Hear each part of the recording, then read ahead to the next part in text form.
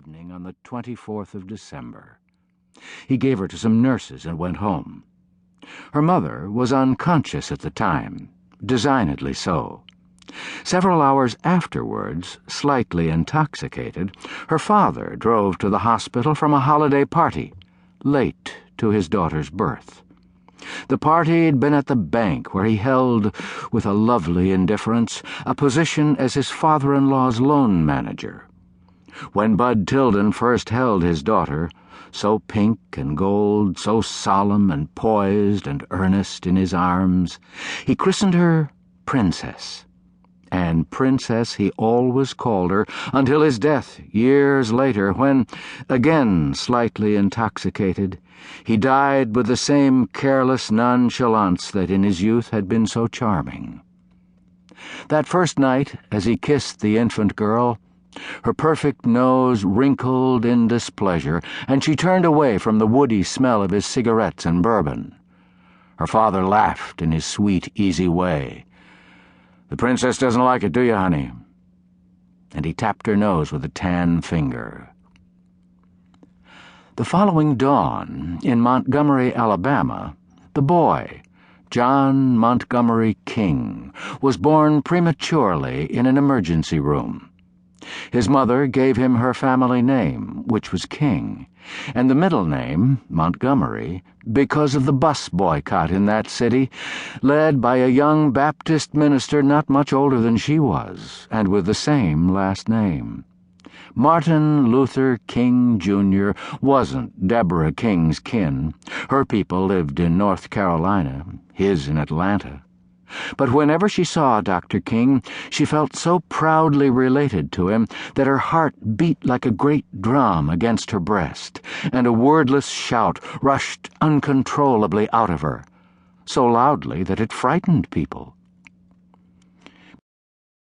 Before Deborah King's son was taken off to the ICU, a nurse let her hold him.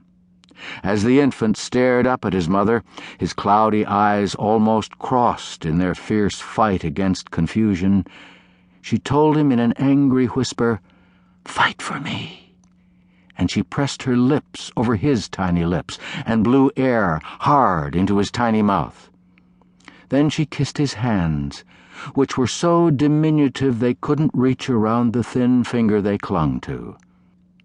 So small was he that more than a month would pass before his aunt was allowed to bring him home. By then his mother had been transferred to a different ward in the hospital, where, fed Thorazine and Milltown, she sat listlessly in a chair by the window, unless the pills wore off, when she'd shout and flail at anyone who came near her. The boy's aunt made an effort to call him Montgomery, but the syllables came out stiffly, like a reprimand. So, in the end, by the time they moved to Philadelphia, everyone was calling him Kaye.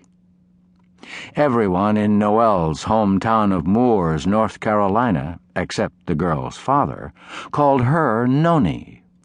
"Come on," the stranger said from across the room. "Come look at this snow." Leaning out from the foot of her bed, she stared across at the boy who crouched in her opened window, snow flying in around him, the shiny bill of his red plaid cap turning from side to side as he looked into the large gabled bedroom, his arms braced over the sill. "How'd you get all the way up here?" she demanded. Not, she would point out over the years, not, "Who are you?" or "What do you want?" Just a practical question. "How'd you get up on the second floor?" That's how unafraid she was. "Climbed," he said, thrusting head and snowy shoulders into her room. "Come on outside with me. It's Christmas." "Climbed what?" For Heaven's Hill was a large house, both tall and wide, with a Palladian center and two gabled wings. And while there was a full balcony with white columns running along the second floor to match the porch with white columns below, there were no outside stairs leading from one to the other. "You couldn't climb those columns." "Climbed your tree," he said. "I can climb anything."